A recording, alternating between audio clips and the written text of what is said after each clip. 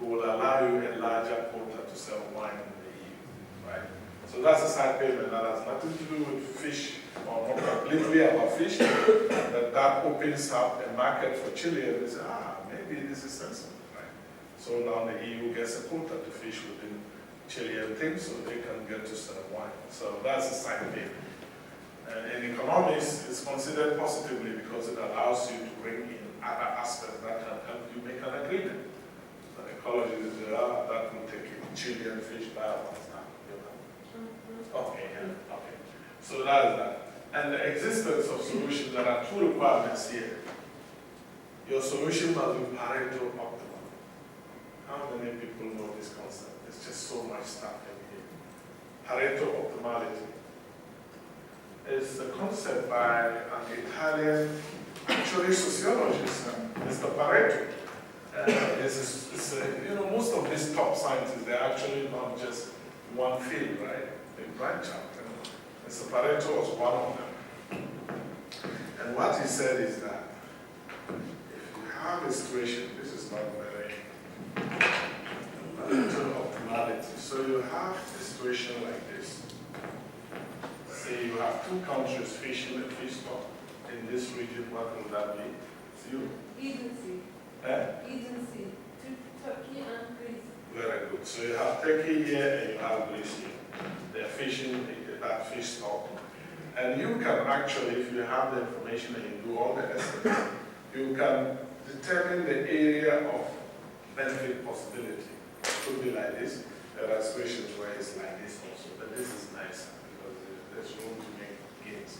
So this will be your benefit frontier. And what it says is that, so this will be dollars, maybe if we convert to dollars, that's 0.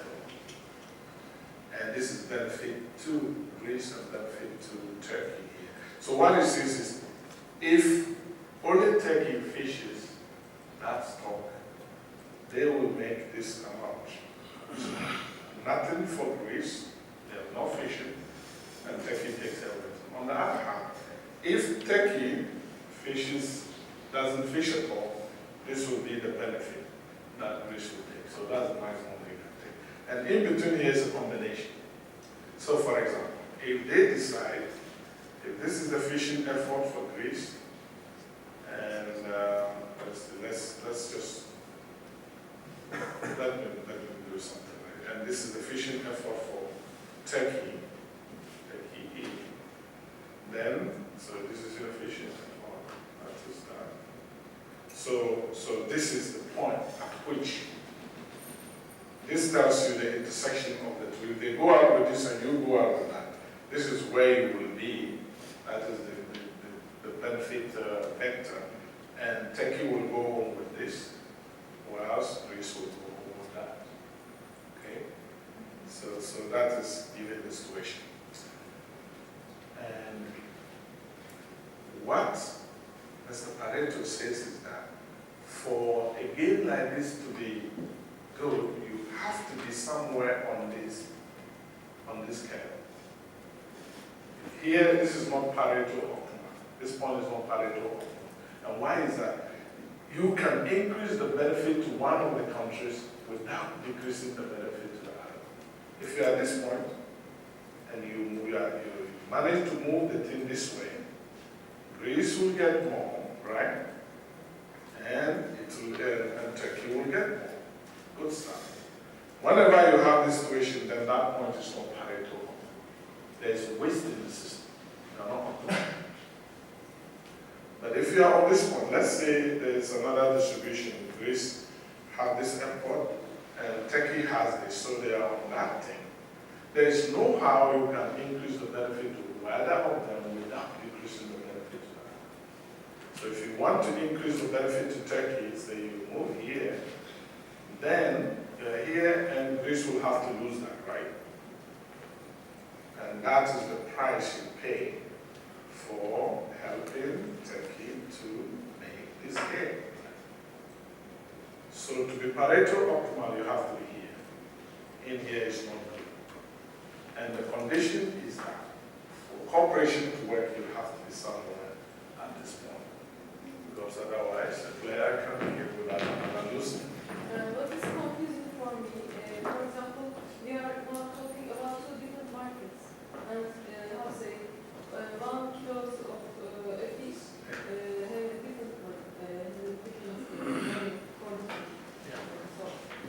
So you catch the fish, these two countries catch the fish in the same water. But then they sell in Greece, and you sell in Turkey, and you get different. So why you are saying here, see, remember this is the benefit to Turkey, right? So why you are telling me that TE, the benefit, remember one of the benefit we talked about the net. So you have a price here, which is Turkey price, times the catch, Turkey catches, right? Minus your cost of fishing, which will again depend on Turkish boats, and the number of tackles Turkey takes. And then GE is equal to P, Greece, the catch by Greece, minus the cost of Greece, times the amount of fishing that Greece takes. So what you are telling me is that your point is in the moment, it doesn't swallow. So you are telling me that PT is not the same as PG. That's not the problem because it's in there. Does that work for you? Yeah. So it's comprehensive if you can show them. But if they're selling in the same market, then PT would be equals to PG, right? How is this, my dear friends? Too much economics. I'm always worried about because the background is important. Okay? I just hope. Sometimes the first time you hear this is crazy, and you hear it again and it's fun. You just keep this one. So that is that one. That is the Pareto optimality based on that concept. In my economics department in Norway, we had our motto, and it's, how far are you from Pareto? The question is not, are you at Pareto? Because really nobody's at Pareto normally. It's your distance away from Pareto, which is important. So yeah, the other condition for this to work is it should be individually rational. So if you were here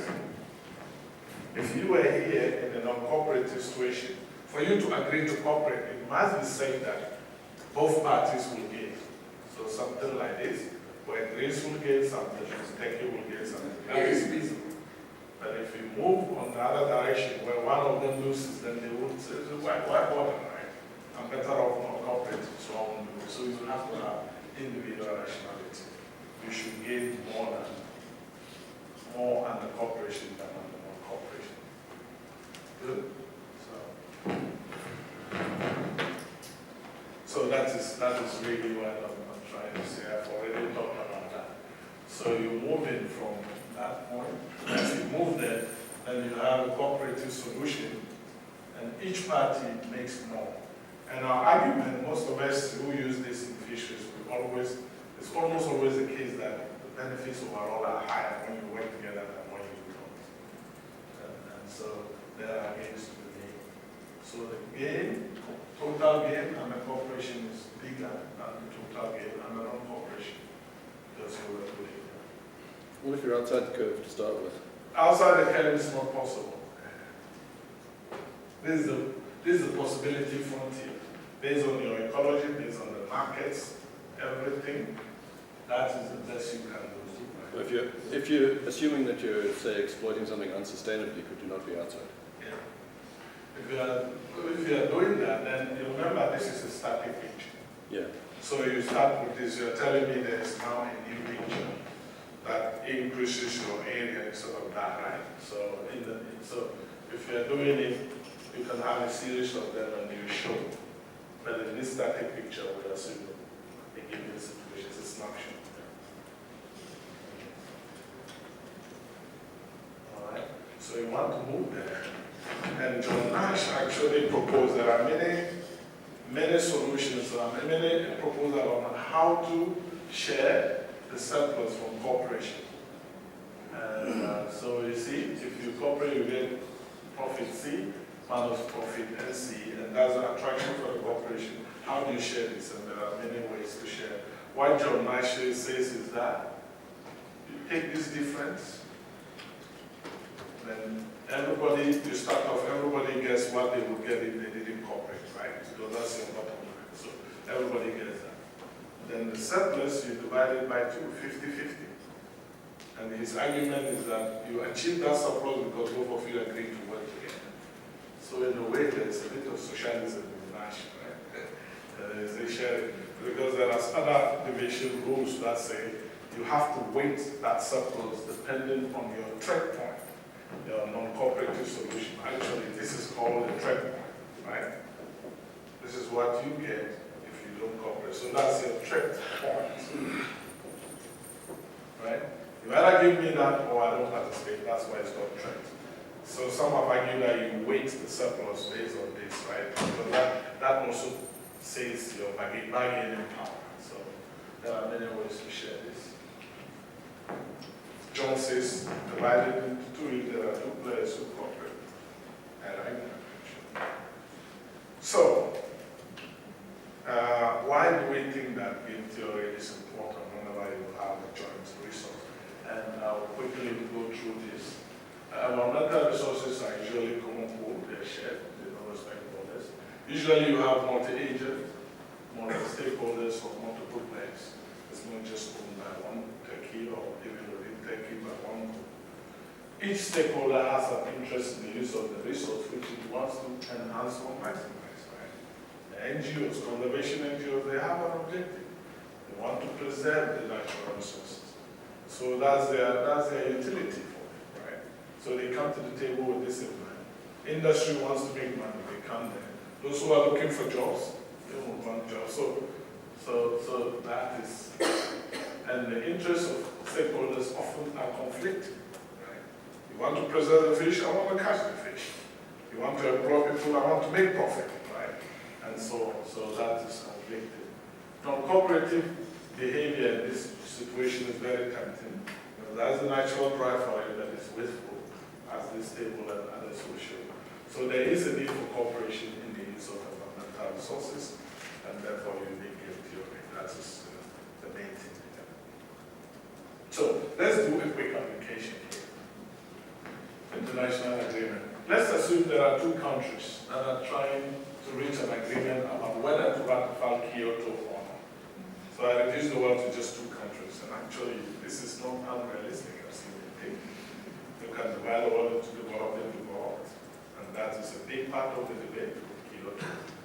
You can divide it in various ways. You can say China versus the world, or US versus the world. That's another split, which is okay.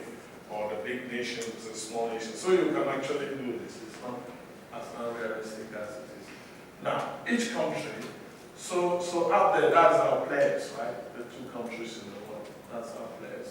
Each country can either emit at current level, which is considered high, or agree to reduce their reduction by 50%. Well, by 5%, I would have not 50%, that's why I said that. But 5%, so you either agree to reduce your emission by 5% or you keep emitting at this point. So that is the strategies, the actions they can take, do or not do, emit or reduce emission. Okay. This thing makes me walk in a funny way. So here is, when you set up this game and you do all the calculations, you can come up with something that we call the payoff matrix. So this is the payoff matrix for a game like that. Take a minute to just look at it. And you'll see. So here, you have payoffs received by two countries controlling an international treaty. So you have country A here and country B here, right? Country A can either go low emissions, 5% less, or high emissions, which is keep pumping out what they do. Similarly, country 2 has those two possible actions. Right? Now, what this table tells you is, if country A chooses to go low, and country B chooses to go low, then country A will go home with 4 units of benefits, right? Whilst country B will go home with 8 units of benefits. This is dictated by a lot of things, your economy and your industry and whatever, right? So this is the payoff. This is why they take home if they both choose this strategy. All right? Now, if they decide to go high, these guys go high and these guys go